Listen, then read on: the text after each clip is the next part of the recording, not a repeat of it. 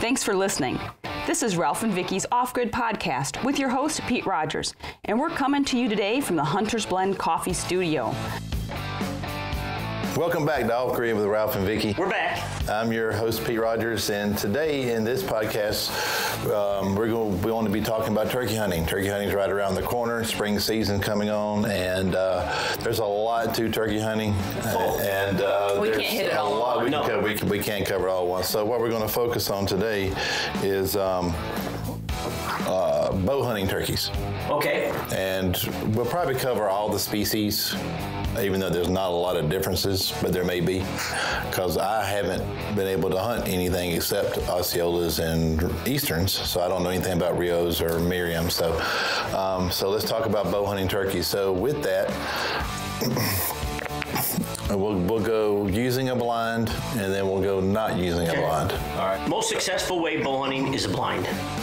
It allows you to get away with movement that you normally couldn't. Draw your bow back without getting seen, because you know their eyes are so sharp.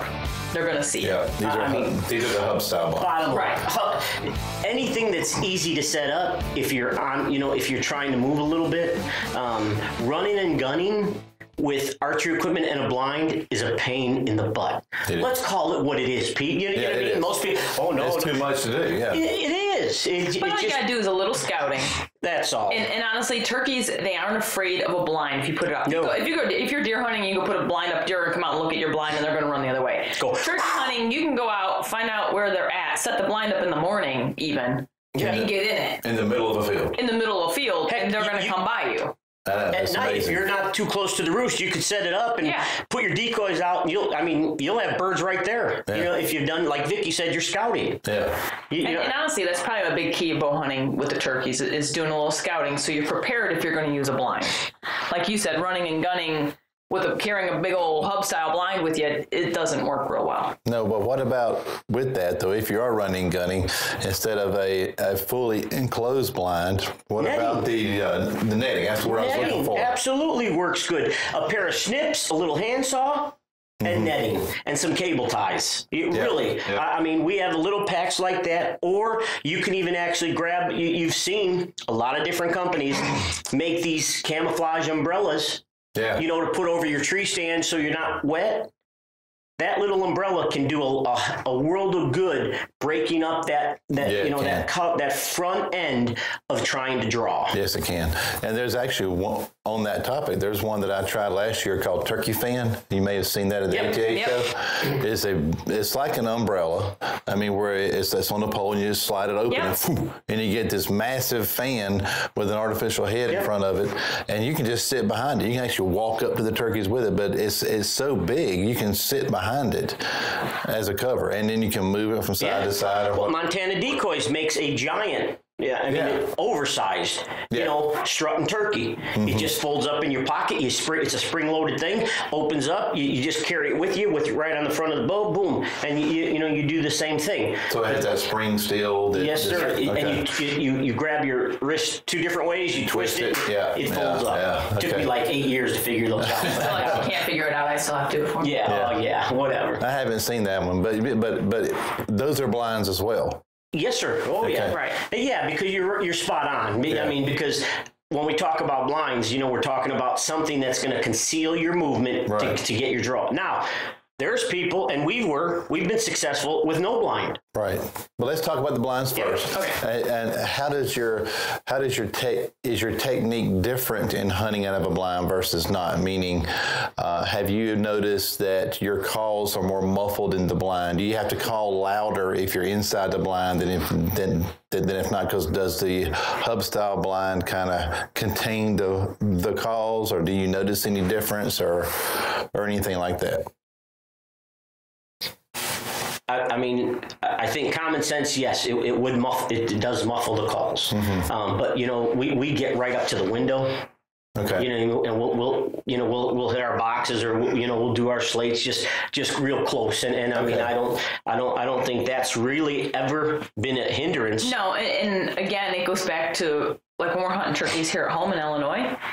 We know where they roost. They roost the same place every year. So we know where they're at. So honestly, we don't even have to do a bunch of calling come turkey season Because we go set our blinds up and we know they're going to come walking down the lane. You just ambush them. We ambush them. Okay. Yeah. We patted them like our deer. We patted them, yeah. Yeah, that's very effective. We actually put our trail cameras out. Yeah. We put our trail cameras out. Yeah, oh yeah. We'll get tons of photos of turkeys, and we know what they're doing. We want to see where they're dusting, where they're strutting. Now, see, that's something that a lot of people don't ever talk about is using trail cameras for anything other than deer. Oh, right. Absolutely. You know, but it's great for turkey scouting. Sure it is. Great for turkey scouting. You know, and I mean, a lot of our winter plots for deer still attract turkeys in the springtime.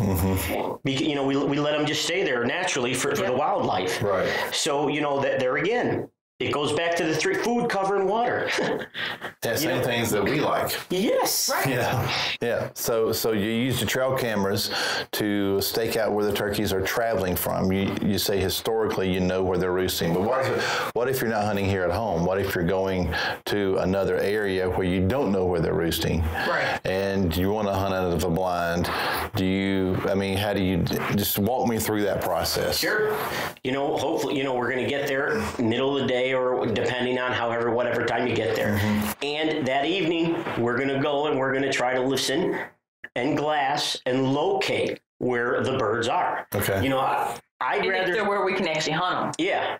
If they're on the property, you know what I mean, or whatever. I mean, I'd rather have 3 great days of hunting than 5 not so good. That's right. So I'm willing to give up a day or 2 scouting, getting a strategic plan instead of just going in there blind. And you know what I mean? One, you know, I don't consider myself a great turkey caller. I mimic the sounds I hear. Right. It does, if that makes sense. You know what I mean? When I get a hen, she's all at, you know, like just... She's just hitting me hard. I hit her right back. I want her to think, hey, I'm a hen, and then I give a couple little... You hit her with a call? Yeah, I hit her with a call. Okay, just checking. So I probably get them easier that way. Yeah. But, you know what I mean? Is blunt force trauma legal here? I know. That's why I was like, you hit her again. That doesn't even sound right. It's effective, but I don't know if it's legal. Okay. Man, I can whip those HS calls pretty far. It's a terminology. When you're saying hit her again, you mean like hit her with a call. Like you call right back at her. You see what I deal with? I do. Well, no, I mean, if someone jumps in the middle of a conversation and you're talking about hitting something, you need to be a little more clear. Again, this is all new to me. And some people are new to turkey hunting, and they're saying you're going to hit her with a call. Yeah. When I say hit them, I'm responding. Responding. With a call. Okay, just checking. Right. Wow. You know, but you know, I think the other thing, Pete, that you know, I really enjoy, and that's the aspect of the entire hunt. Locating the animals, turkeys, whatever it is fun. It is. It's fun. You know, you can use a 4-wheeler. You can use your legs. You can, I mean, binoculars. You can use binos, spotting scopes. You can use other landowners or the landowner. That's right. You know, they'll tell you, you know, don't think that you are above everybody because you've shot a couple birds and you can go in and... Well, talk to the farmer. He's going to tell you, you know, I got those stupid birds eating my corn or my beans, always in that northwest corner. Yeah. Well, I know where I'm going to start first. That's it. I'm going to start in the northwest corner. And like here in Illinois, we can only hunt till 1 p.m. Yeah. We don't get a hunt all day. We only get a hunt from half an hour before sunrise to 1 p.m. Do they only charge half price for your license? No. So you got to pay full price for a license for half a day. Yep. Yes. So at 1 o'clock, then you're done. You go back home, you go work, or you do whatever you're doing. But then right before sunset, you go out and you start looking for them again. You start scouting. You're looking for them. That's where your howl hooting, you know, and everything else comes into big play. I have spots. She and I have our little spots. Even RJ, we all go out in 3 different directions. And you listen, and then you know, you hit them, and then you're like, okay, back out. Yeah, wow. You just need to know where they're going to be. Then we know, you know, we pretty much know the vicinity of where they're going to be. And that's anywhere. Now, the only thing that can change that, and you know this, you know, if you're on an area that you can't control the pressure state woods or a bunch of people hunting the farm that you have access to, you know, they may go in there in the morning, not knowing, bump them off the roost. Now things are going to change. You know what I mean? I do. But and then you just got to work a little harder. But I also know too that you know, turkey hunting is one of my passions. So I love talking about this. But one of the things that I have found at home is when they put a little pressure on them, they don't gobble at night. They will not gobble when they fly up. They will not. I mean, even when they're roosting. Even when they're roosting. How about the next morning? Sometimes. Oh, see, in the mornings around here, they gobble. It's like an orchestra. Yeah, and they gobble every direction. You're like, they're over there. No, they're over there. They're over there. And they are gobbling every direction. Depending on where you are. Right, you know, but like at home on the 300 acres that I hunt more than anywhere else, those turkeys seldom gobble, but they're very old turkeys and they know all the hens and stuff. So I'm kind of digressing a little bit, but if you're in a new area and the turkeys don't gobble on roost, and you know that this is where I need to be hunting because either permission or property boundaries, you just start out in the morning, going out and listening, hoping they'll gobble in the morning, and then move and run and set up real fast? Or well, okay, if they may not gobble, all right, but they fly up, sneak into an area, and listen. Let your ears do the hunting for you. You know, at 300 acres, you can get to a high point, and you still can hear that whole draw. You can all you're listening for is to hear. They aren't graceful flying up. No, they're not. Or flying down. Yeah, either way, they're not graceful. The first time I ever heard one fly up into a tree, and I thought something was like, something's happened to an earthquake or something, because they're definitely not graceful flying into trees. Well, you're talking 20, 25 pound something dropping out of off a branch, right. And they could be 40 feet up. They ain't going to be graceful. No. You know what I mean? No. They're like Boomer. They're going to do what they do. Well, and like you're saying, so I mean, if they're not gobbling, you can still hear them either flying up or down. I mean, and like Ralph said, if you have a 5-day turkey hunt, maybe you take that first day or two to really scout rather than getting in there and bumping them off a roost.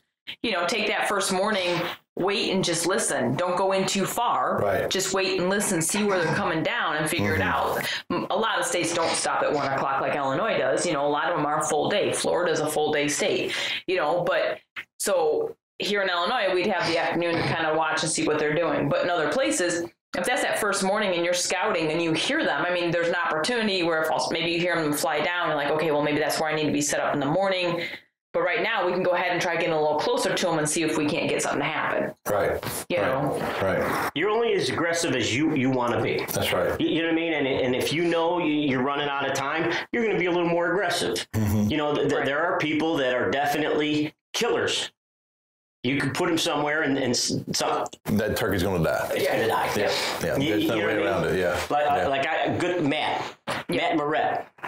I'm going to tell you right now, if I needed if you needed to survive and kill a turkey, he's one of the guys you'd say, follow him. Yeah. You know what I mean? Yeah. And there's multiple people. There are a lot of people like that. Yeah. Yes, sir. Yeah. Eddie Salter. I mean, there. The guys out David there. Hill. Yeah. But those two guys can kill some freaking turkeys. They're going to go Terry in. Madewell's one. I don't know if you know him, but he's an outdoor rider from South Carolina. Terry Madewell. And we don't want to offend anybody by not mentioning them. I mean, literally, But there's Yeah. I mean, Michael. I mean, these guys, they're going to go out and kill the birds. And I've always had fun saying, I hate turkey hunting. And you know what I mean? And we played that up because I love it. It's fun. It is fun. I love how a bird with the size of a pea brain can actually outsmart you. Oh, all the time. All the time. All the time.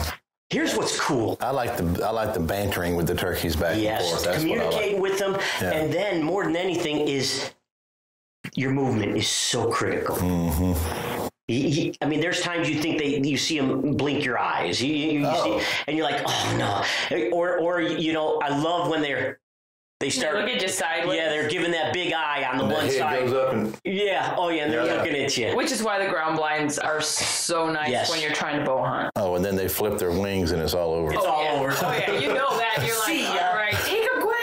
If they ever take their wings and change the order of them, it's over. The turkey flip off. That's what it is. They'll just, all right, see ya. We're done. Yeah. And there's always that one sentry. There's always that one turkey that's always on the lookout, and that hen normally she's just.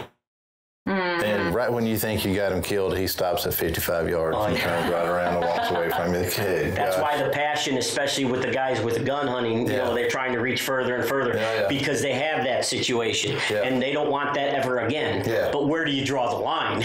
Well, as one well-known person, I won't say his name since we're being recorded, but he said the only reason I don't shoot 4-inch shells is because they don't make them. Yeah, there you go. But I would shoot 4-inch or 5-inch if they made it. Oh, could you imagine what your shoulder would feel like? I don't shoot 3.5. No, we don't either. No, if I want hamburger, I'll grind it myself. That's right. And honestly, we use our Browning 20 gauges on turkeys around here. Love them. That's all you need. Yeah. It's a great. Or 12, but don't go 3.5. You know what I mean? Just shoot. You don't have to kill yourself. How many turkeys were killed with 2 3/4 before they came out with the 3 or the 3.5? Isn't there a big push now on 410s? Somebody was, you know what I mean? They're trying to go smaller and smaller. And here's the thing: it's just fun. It is. Yeah, I mean, it is. And it all has to evolve. So back to here we are digressing again. We're supposed to be talking about bowhunting turkeys, and we're talking about shotguns now. But we're going to get to that too. But so you go in if you don't know where the turkeys are, and I know what I do to a new territory is I get right at dawn. I get to a good listening place. Yep. And I just listen. I don't hoot. I don't do any goose calling or any owl call. I just listen. And then when I hear one gobble, or 2 or 3 or whatever, I say, I think I can get to that one. And I just go try to set up. Or you try to set up in between them. Right. You know what I mean? Because one's going to be more aggressive than the others. They're going to try to call them all back into their little group. Mm-hmm. You know, and especially if you hear the hens over here and the gobblers over here, get between them. Know what's going to happen. Yeah, you want to get between them because he's going to pitch down towards them and then go from there. He's going to stretch out. He's going to strut a little bit. He's going, and then he's going to just start walking and showing off that big breast. Shaking it back and forth and gobbling every so often. So, have you found that when you use the hub style blinds, the decoys are an advantage or disadvantage? 50-50. 50-50. I don't think we could accurately say it's been a major advantage or it's been a major hindrance. We just like anybody that's ever hunted turkeys, just like anyone that's used decoys for deer or whatever. There's times it works and there's times it doesn't. I think if anything though, we have seen later in the day. Mm-hmm. When we've just had that one, a strutter out there or something else, we've had it all of a sudden. The bird pops up in the middle of nowhere. 12 o'clock in the afternoon. It just turned 12:01, and holy cow! Look at you know what I mean. And he's coming right to the decoy because he did his rounds. Nothing's going on, and he sees that hen decoy. He sees that that gobbler decoy or that jake, and now we've seen it that's happened. We'll be right back with more of Ralph and Vicki's Off-Grid podcast with your host, Pete Rogers.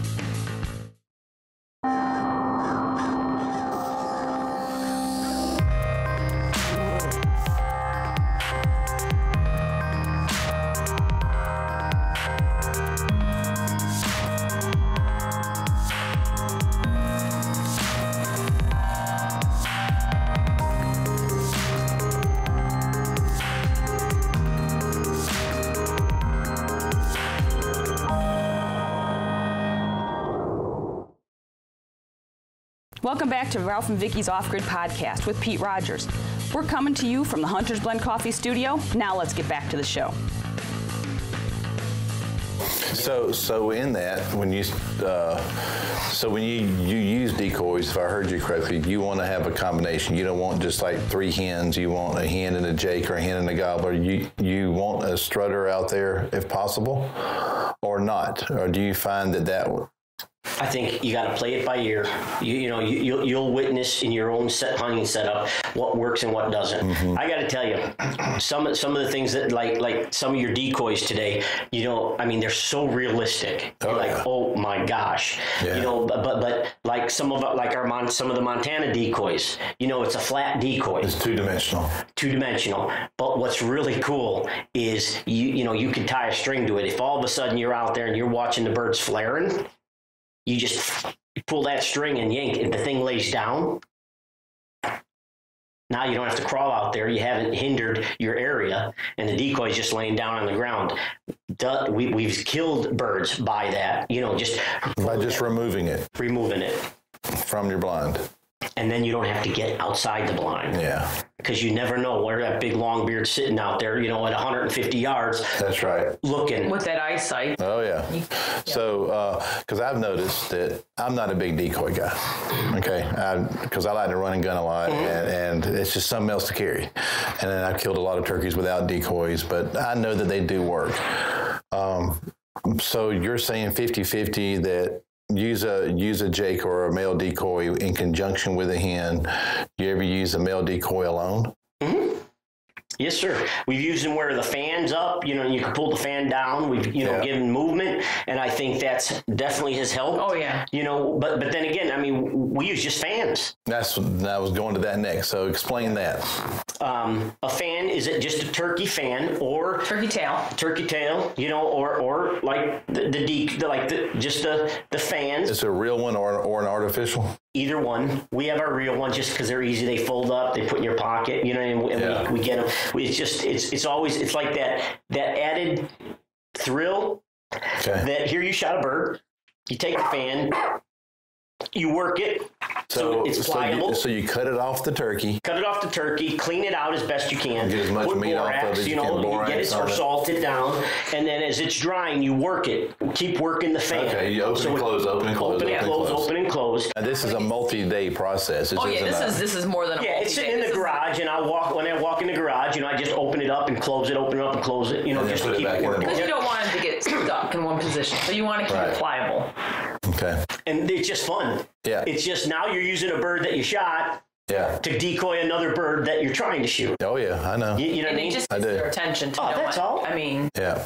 So when you're using the fan, if you're in a blind, remember we're still in the blind. Yep. If you're using the fan, you just stick out the window and just open it up. Normally I'll underneath the blind and I'll just bring it out and fan it. I know people have had a lot of success putting it out the window. I haven't had that much success. I like keeping it a little lower.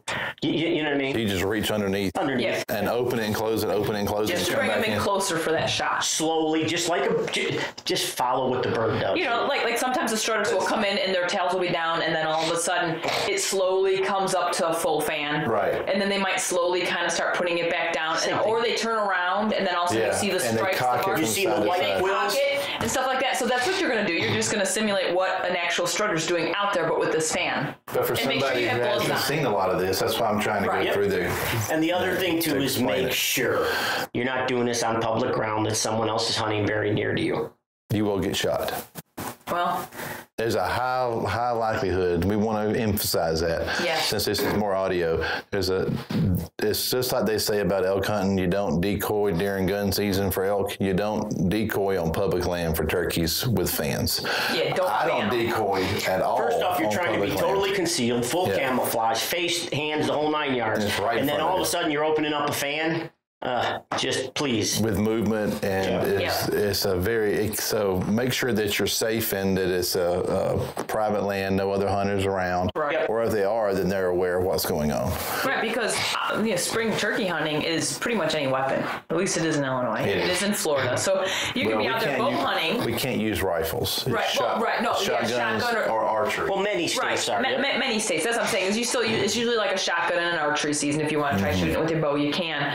But that's why we're saying if you're out there archery hunting and you're trying to use a fan, be careful because there are going to be other people out there and that's right. They're going to see movement. And now, have you noticed that the fan works better on different species? Like in the plains, I see it on television when I watch the shows that the people who hunt Merriam's in the Dakotas and Nebraska and Wyoming, they use the fans a lot out there because the turkeys can see so much further than they can at home. Do you see that that's better or just a different? I think it's just because you can see further. Because you can see further. We've used them on every species so far. Yeah. With success. With success. Okay. All right. It's like even down in Florida with Hoppy. Yeah. I mean, that's the first place that we've seen it, and that was 20 years ago. Oh, no, this is new. No. I've been doing it forever. The first year we hunted turkeys with Hoppy, RJ was, I think, 2, and he's going to be 18. There's evidence that Native Americans were using it way before we ever did. They probably were. There's art, what are they called? The art cave paintings, anyway, there's documentation that it's been going on for thousands of years, but it's just new to us. To a lot of people, it's new. So, and now you have social media and you have TV shows to show everyone else how to do it. Where before it might have been just, these people down here in Florida did this, or these people out in South Carolina, or South Dakota did this. Now all of of a sudden everyone knows. Well, 25 years ago, I never learned how to dry it where I could open and close. I just dried them open, and I'd put them on a stick and just stick it out in front of me. Yeah. And that was my decoy, and it worked great. Yeah. It worked really great. So now let's talk about hunting outside of a blind, without a blind, which is how I prefer to do it, because I like to run and gun, and to me it's a lot more exciting when I kill a turkey with my bow sitting flat on the ground without a blind. Oh yeah, it's just so much harder. Yeah, to be able to get drawn back without getting busted. Right. Yeah, as if it's not hard enough. We try to make it even harder. So walk me through your process of doing that. First setup is critical.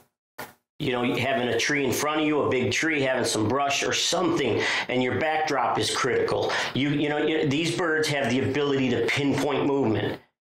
And man, if they don't like something, they'll stand out there for 25 minutes.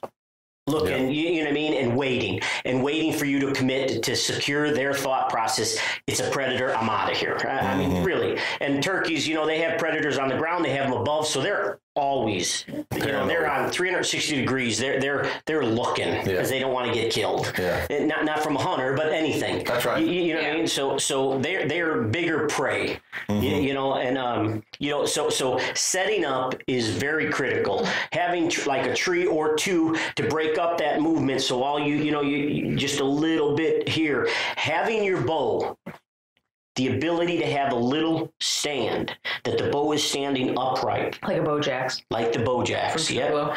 Having that up there already is a huge benefit. It is. Huge.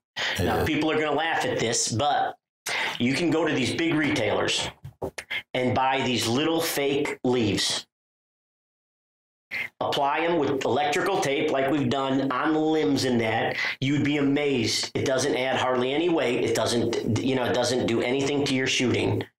So like fall decoration? Yep. Yes, sir. I think we talked about that in an earlier podcast. We did. Yeah. And it works. Yeah. And it just, all it does. I know I told Susan to go, now that Thanksgiving's over, to go shopping for it. She hadn't got me anything yet. But I need to go to Christmas. I need to go to the hobby store and get some of that stuff. It's crazy what it'll do. And if you want to just try it, have someone take a picture off your phone, you holding your bow straight up, looking right at the camera. And then put 4 sets of leaves on your bow and take the same picture, same angle. Yeah. You'll be like, it's going. That's amazing. Take your one arrow in your quiver, if you're going to shoot with your quiver on, and wrap a couple leaves on that outer arrow. Oh, yeah. Yeah, cover your fletching with a leaf. Crazy. If you're using pink or something really bright, Who uses pink? Me. Oh, well, me. Girl using pink. Well, and here's something funny is that you're telling go to the major retailers and go buy these things. That's because we live in Illinois and we have snow. Think about it. Pete lives in South Carolina. He could probably go out in the backyard in the timber and pick up a couple leaves and tape it to his Yeah, we could get real leaves. And not even have to go out and buy them, seriously. But here we wouldn't. In the springtime, our leaves are all they're not here yet. Our turkey season, everything is just starting to green up. Yeah. Just starting it. But I've used artificial Christmas trees too. Yeah. Where I just cut the individual limbs off and just twist them around. We got them in stands right now. Yeah. Trying to help just, because there's no cover. Yeah. But more than anything with the turkeys is, you know what I mean? And you don't need to. If you really watch your movement and make sure that anything on your bow setups, anything that you're wearing isn't glaring, isn't reflecting light. Right. You can get away. Thousands do, hooking on the string and drawing back and making your shot. Now, do you think it's more important to have cover in front or behind? I think one thing. If you had to pick one. In front. In front? In front. Really? But then again, what if the birds are coming from back of you? You know what I mean? You're just sitting in the back and there's no cover on the back side of you. If they're coming around you, they're going to catch movement. Now, one of the things I've done, of course, in the South, we have big oak trees, is I stand up behind the tree. Mm-hmm. And that way I can kind of peek around and see which way and I can kind of scoot around with him as he's coming until I get to a place I feel like I can draw. And then I just draw and wait for him to come. So I'm using the tree to block my draw. Yep. And now I'm just holding. So literally the tree's in front of you. So the tree's in front of me, but then he's just let him step out into my shooting lane, so to speak. And that has worked really well. But whenever I'm running and gunning and he gobbles, I just jump behind a big tree and stand up behind the tree instead of trying to get in front of it as a backdrop. I just stand up, and then I can just kind of scoot around as I need to, and that's worked really well also. And watch these shows, watch the video clips, and don't listen. They're shooting it. Yeah. Don't watch for the shot. Watch for the movement of a bird, just like a deer or anything else. Utilize that footage for what it's really good for. And that is, a lot of times, a lot of people won't have numerous encounters. They'll have that one encounter, and they draw at the wrong time, the bird goes, and gone. But if you watch this footage and you say, okay, I draw now. When the bird's turning away, his fan's coming up. You know what I mean? Right. All of this, because if you just pay attention to that footage can teach you something that you don't want to take the chance of learning at that moment when all of a sudden you make the mistake. Right. Watch the footage of these wild animals doing those things as he's strutting, as he's turning, as he's showing off himself, or as he's looking. As he's focused on the decoy. Watch that animal. Watch the posture of that animal. Watch that bird. Watch when all of a sudden you see it, all of a sudden his neck starts to go back in, his fan comes up, and he starts to turn away. Well, when all of a sudden you see that he's turning that way, you can't see either one of his eyes. Draw right now. Draw. Well, and remember the first time I hunted turkeys? We were down in Texas. Not the first time I hunted turkeys, but the first time we went to Texas and I hunted turkeys. And remember, we all split up, and I was sitting. You guys had me sitting behind some brush. This is. Oh my gosh! Yeah, this is before we even had the show. So this is a long time ago. 1800. And we're sitting there. Yeah, I'm ignoring him. So I'm sitting there, and I was gonna try filming remember that? And so I'm sitting there, and they got me set up, and I had a decoy out there, and I was actually sitting there reading a book. It was in Texas. It was the afternoon. It was really, really windy, and I was just sitting there and dilly-dallying. That's my favorite thing to do, is just sit out in the woods. That's dilly-dally. No, she said it. I was reading my book, which is one of those weird things. It's the only time I read a book is when I'm out hunting.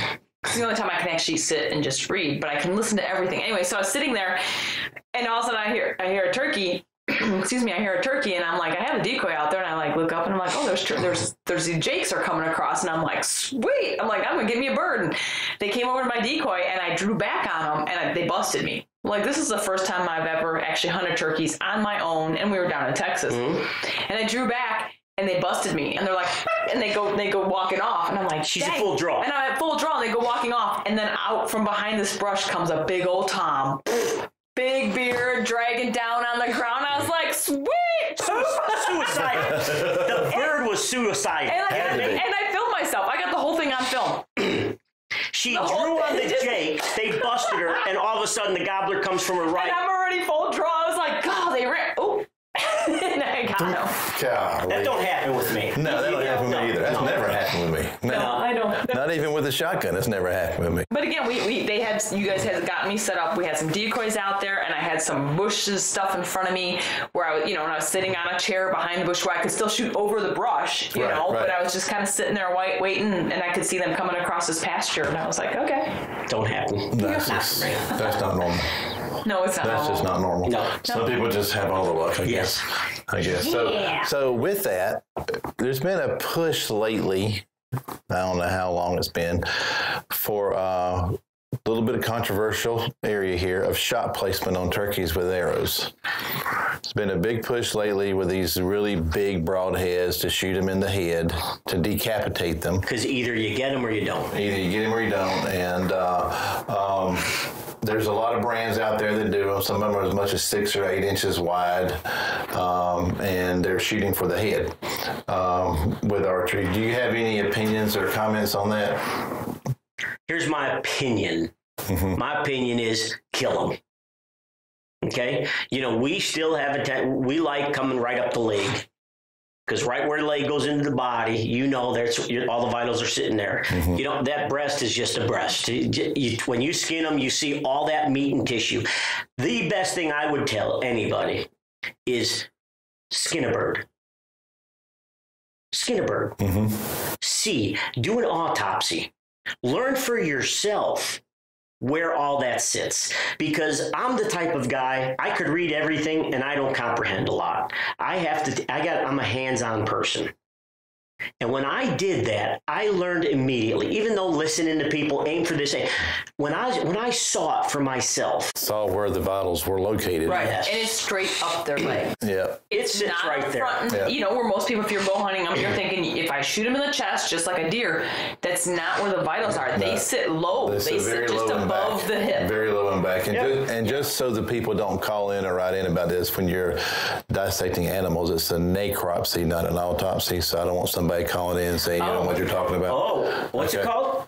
Necropsy. Necropsy for animals. For animals, yes. Necropsy. Yeah. Oh, Okay, and just so hard word everybody for me to knows, say. So for like I will 40 probably years, he has never said the remember wrong- that. Okay, Okay. but I know Necropsy. somebody who's listening is going to call in or going to Necropsy. email and say, it's You've not been an saying autopsy. it wrong for like 40 Well, I've been off grid for a long time. necropsy. It's a Necropsy. necropsy. Okay, but anyways, Yeah.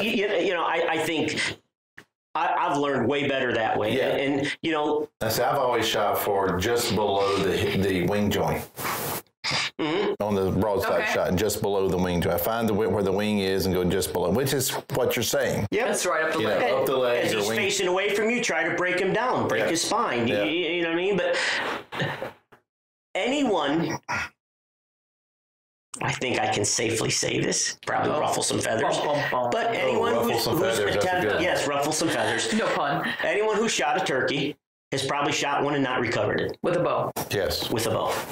They won't say that, but the reality of it is because the vitals are so small, and you know what I mean. Yep. It's the percentage. It's tough.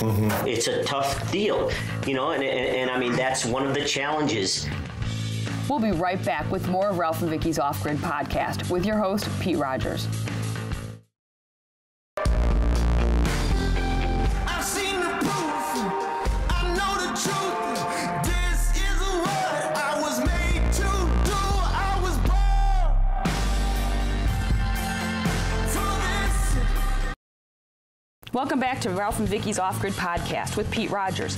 We're coming to you from the Hunter's Blend Coffee Studio. Now let's get back to the show.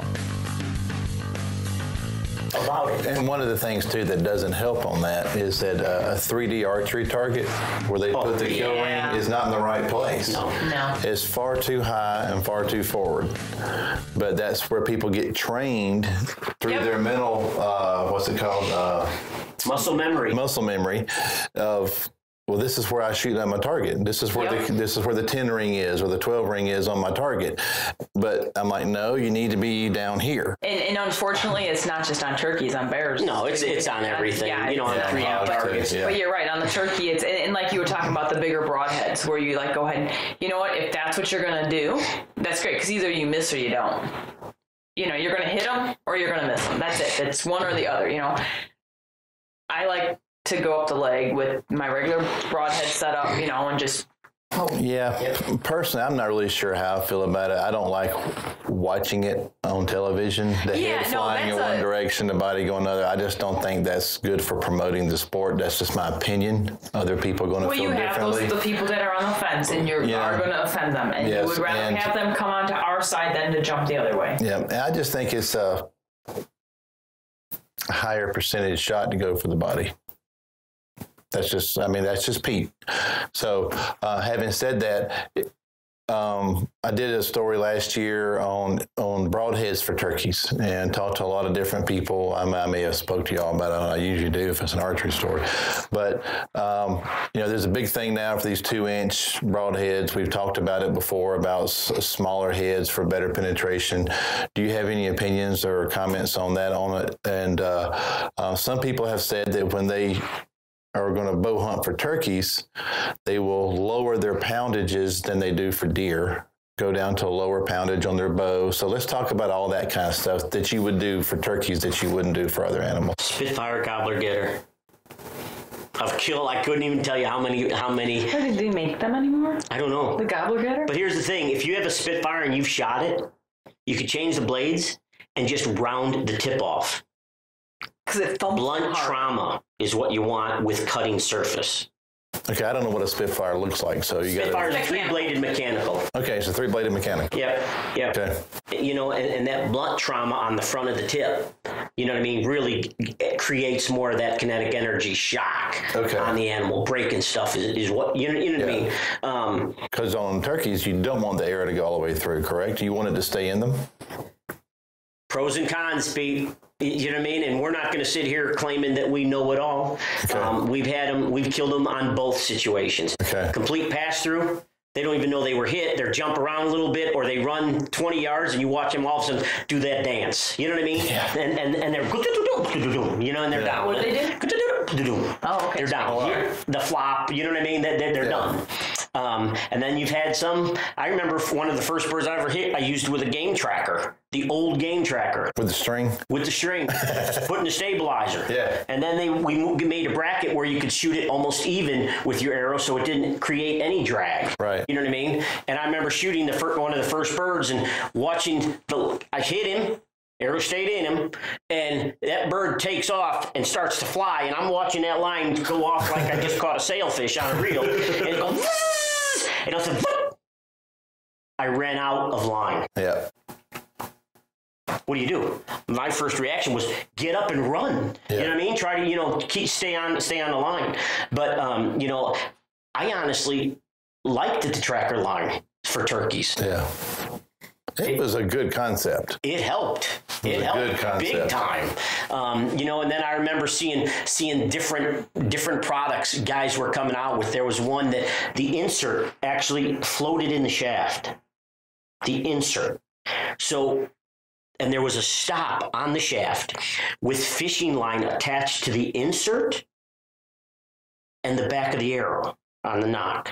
Okay. So the concept was, and we shot some with it, was the arrow goes in, and because there was a catch on the back of the arrow, it stopped, and the inertia pushed the broadhead completely through with the heavier insert, and the fishing line, the bird would run and get tangled up in all the fishing line. It worked. It worked. My goodness. Why didn't that ever take off? Probably the cost of doing it. Yeah. And I still have some. Really? Yeah. Oh, yeah. Yeah, I want to go back and explain for the people listening to this what the game tracker is back in, what was it, like 80? Oh, yeah, 80s. Yeah, 80s. Early 80s. Early 80s. Early 80s. It was honestly probably before that. It may have been. But that's why. But it was just a really small almost like dental floss. Dental floss. Yeah, a small string that you attach to right behind your knock. Or to the broadhead, the insert. I said knock. I meant broadhead. Mm-hmm. Yeah, and the terminal end of the arrow. And when you shot it, just peeled off line. And the concept was you would follow the string, Hansel and Gretel style, to your animal. Absolutely. You know, and it was a really interesting concept. Now I'm going to show my age. There was one, you could even probably Google it maybe. I think it was called spider wire. That's fishing line. That's fishing. Not spider wire. Spider, it was a tracking device. Mm-hmm. It was I think it was an aluminum shaft. Mm-hmm. And it had this super fine line wrapped, spindled on that shaft. And you would drill the back of your arrow, put a piece of Velcro with the line attached to it, and you'd have another piece of Velcro on the riser of our recurves.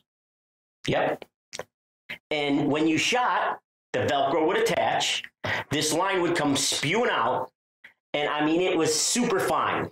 And it was actually inside the shaft. Oh my goodness. Yep. And I mean, I made up a ton of those when I worked for the other archery shops. Yeah. That was the thing to do. You know, they just. That had been in the 70s, then. Yeah. So I was earlier than that. Oh, go scratch. And you know what I mean? It was, it was just, but that was, I think, the first, as far as like a tracking type device that was on. And it was something spider. Yeah. Yeah. It's probably a spider web or something of that nature. Yeah, because it was spider that thin. tracker or something. Anyway, so the broadheads is you say the Spitfire? Gobbler getter, yep. The Spitfire or a 3-blade mechanical? Any good mechanical. What about a cutting diameter on that? Fixed blade head, absolutely. I mean the cutting size. Was that like 1 1/8? So 1.5. Yeah. Well, up to 2 inches on the max. Yeah. You know what I mean? Again, it's understanding your personal setup. In your kinetic energy. Yeah. Personally, what I do is I shoot 62 pounds for whitetails. I back down to 55 pounds for turkeys, and I shoot a fixed blade, three-bladed fixed blade for turkeys. And I don't remember the brand because I try all these different brands all the time, But that's what I have found works well for me, is because I don't want to blow through the turkey. I don't know why. I guess it's just been ingrained in me from reading and seeing all these things. Don't shoot through the turkey. Let the arrows stay in. So that's what I've always kind of copied and told people in my writing as well, is to do that. Use a little bit heavier arrow, because I'm not shooting but 15, 20 yards max. Max, yeah. Max, usually closer than that. But again, whatever you're comfortable with. That's right. But I would recommend, though, and feel free to correct me, is if you're going to make an adjustment with your bow, go down in poundage, not up. Agreed. Right.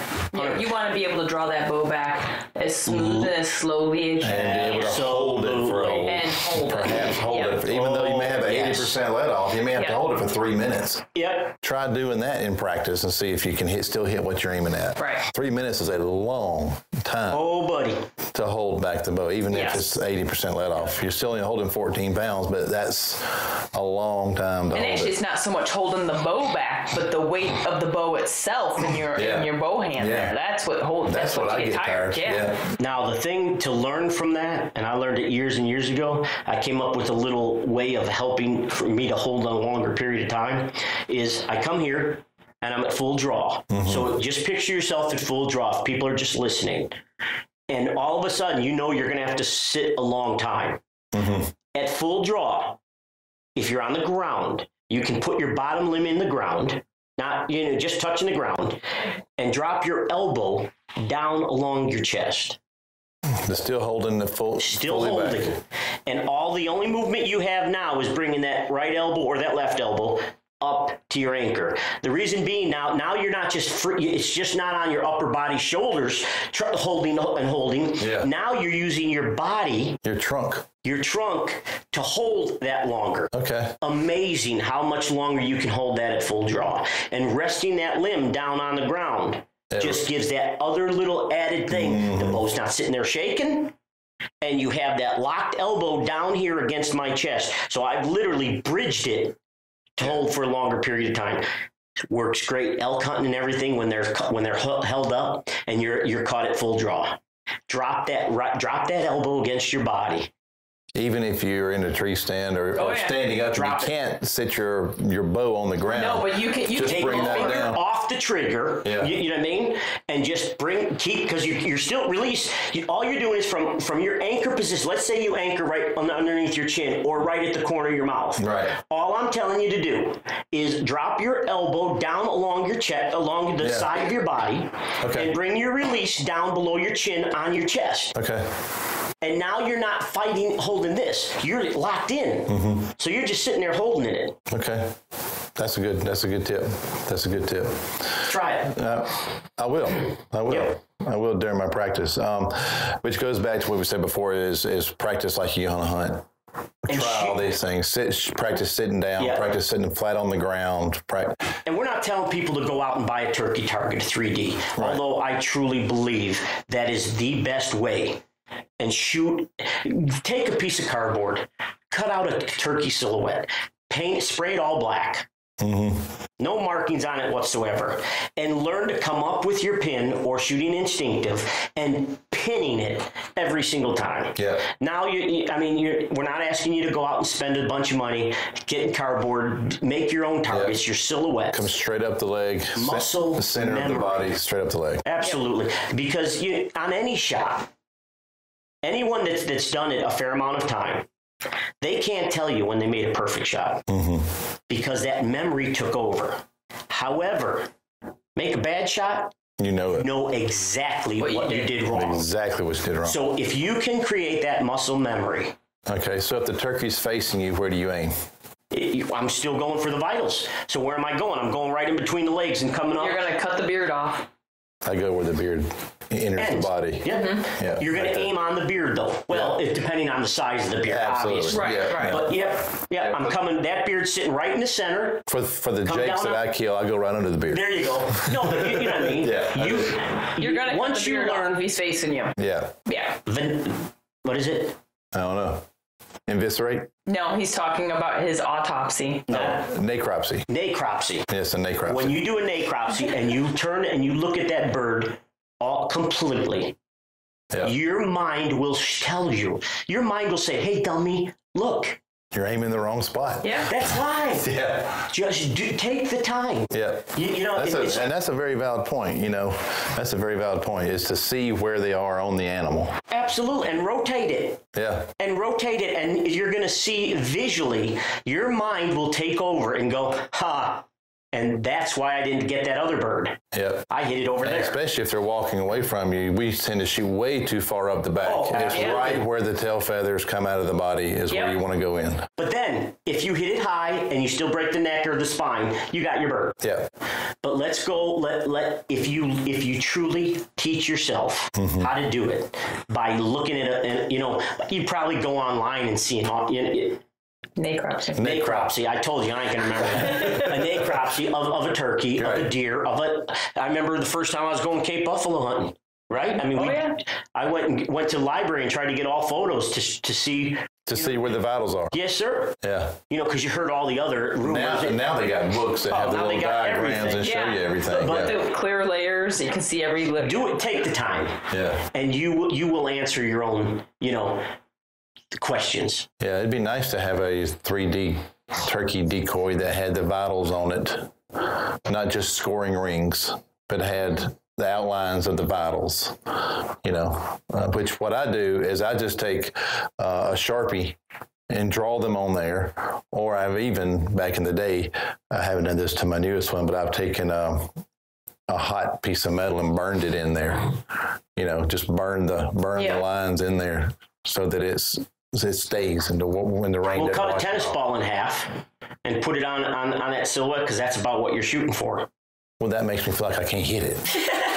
No, but you get it. I do. Yeah, and it is. I say about the size of your fist. Size of your fist. Yeah. Well, you got big hands. I was gonna say my fist is smaller than your fist, so. Yeah. That's why my birds are bigger. So nice try. So in wrapping this up on bow hunting turkeys, really what we're talking about is the techniques in hunting turkeys, whether with a bow or with a shotgun, are really not that much different. The biggest things you have to look out for is when to draw, where to aim. Right. Because if you're hunting with a shotgun, the gun's already up, usually. Yep. You're leaning against a tree, probably. And you're going to shoot him in the head. Right. Or you're going to aim for... Which is fun. Yeah, which is fun. It just is. Yeah, jelly head him. Yeah, you got to jelly head him, or as we say in Sacramento, we shoot him in the face. Yep. And it is. It's a lot of fun. I actually really enjoy shotgun hunting for turkeys. But the biggest thing is in the springtime in the lower 48, there's not a lot of opportunities other than turkey and pigs and maybe a few places for bear. I don't know. Bow fishing. That's really, we're limited. Yeah. So don't put your archery equipment up. No. Let's see, when does turkey season open the earliest? March? First part of March? March 15th or something on the southern zone of Florida, I believe. Ours opens March 20th. So from March until the end of May.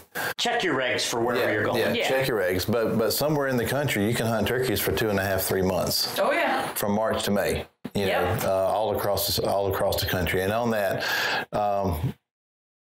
so that people know who are listening, the Grand Slam of turkeys is considered 4 subspecies. Osceola is only found in Central Florida, not Northern Florida, Central Florida. And then there's the Eastern turkey, which is found in the East as far west as I think Missouri, Kansas. And then you get to Rio Grande, which is Kansas south through Texas, New Mexico. Well, I think that's it.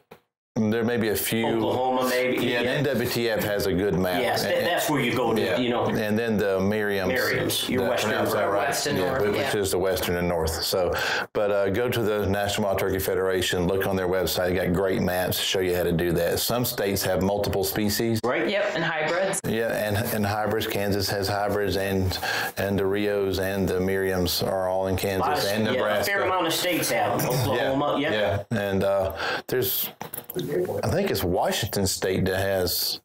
I think Washington, has three, because Florida, again, also is only found in Central Florida. So, but if you want your Grand Slam, you can go to Washington and Florida and be done. Cover them all and get them all done at the same time. So, but that's turkey hunting. Real quick on turkey hunting. 101 basics. Very basics. Yeah. If you want to know more, I'm gonna plug my book here. I wrote a book last spring called "So You Want to Hunt Turkeys," and it's a why we hunt turkeys and how to hunt turkeys as well. You can go to PRogersOutdoors.com if you want to order a copy. But there's a lot more to it than what I'll ever know. But it's a lot of fun, and it's exciting. So thank you for joining us for this podcast of Off Grid with Ralph and Vicki. I'm Pete Rogers, your host, and if you haven't subscribed, please do. Thanks for listening to this week's podcast. We hope you come back again for more of Ralph and Vicki's Off Grid podcast with your host, Pete Rogers.